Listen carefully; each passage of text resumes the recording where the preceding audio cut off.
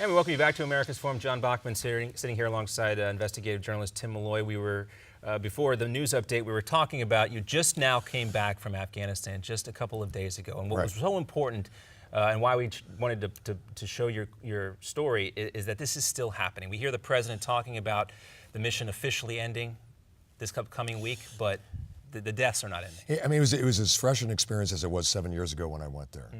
Bagram, which is in the northern part of the country, usually not hit that hard. 4 of our people, coalition, 2 American, killed in the period we were there.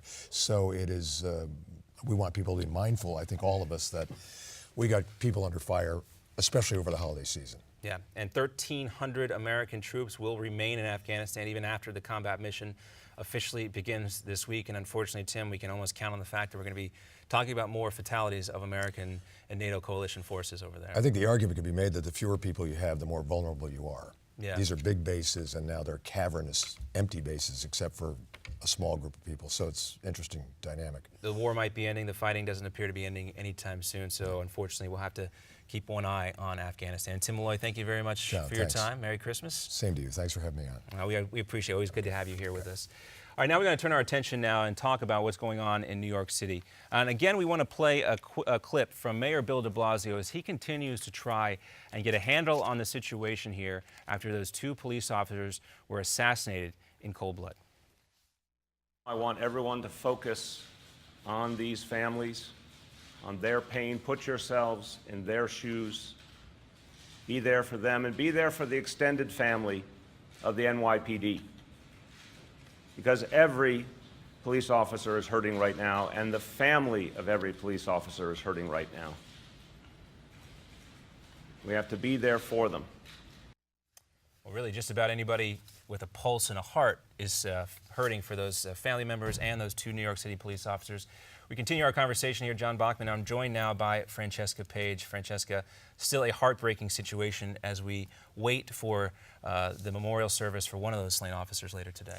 That's right, John. And so it has. The death of 2 officers may have pushed the situation into a state of crisis. Yes, and now we want to talk a little bit more about the relationship between police and community and also the issue of race here. And joining us now to do that is John Hope Bryan. He's the chairman of Operation Hope and author of How the Poor Can Save Capitalism. John, it's great to see you again. Merry Christmas, Happy New Year. Great to talk with you, sir.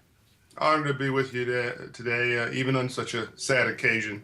We do know in this country and around the world that rainbows only follow storms. You cannot have a rainbow without a storm first, so we stay positive. That's true, and we wait for that rainbow to materialize right now. Meantime, the nationwide debate surrounding the police and black communities they serve really might be at a tipping point right now. Can this relationship, is this really, I guess, the darkest moment before a dawn perhaps occurs? I think anytime you take something out of the closet and give it light, that can be a very positive thing.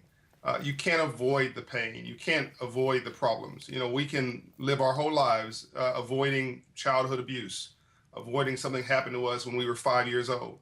But unless we deal with that as an adult and go get counseling, go get healing, and get beyond it, which means the pain has to come first, then that'll start, showing itself in our marriages, in our relationships. We'll start popping off at people. We may start abusing people ourselves. So yes, this is a necessary catharsis that this country has to go through. And let's keep in mind that I was talking to Ambassador Andrew Young yesterday, who was, of course, Dr. Martin Luther King's aide in the Civil Rights Movement. He's my play father and my mentor.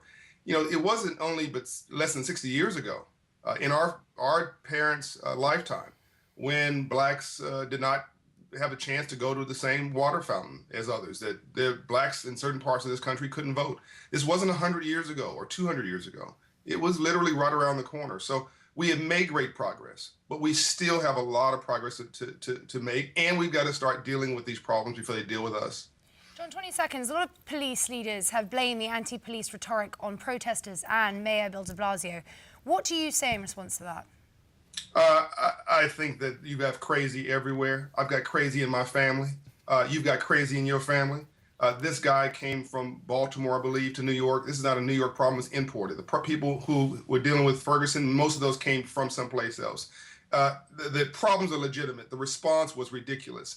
This guy was crazy. It should be absolutely put down and put aside as a crazy act, and we should deal with the issue at hand. Well, John, we're going to take a brief pause here because we want to continue to talk about what's taking place now and get your insight on matters. We have to take a brief commercial break here, but we're going to continue our conversation right now on where this discussion goes from here, police, communities, and can they ever work together again. America's Forum will continue right after this short commercial break. John Hope Bryant will be back with us as well.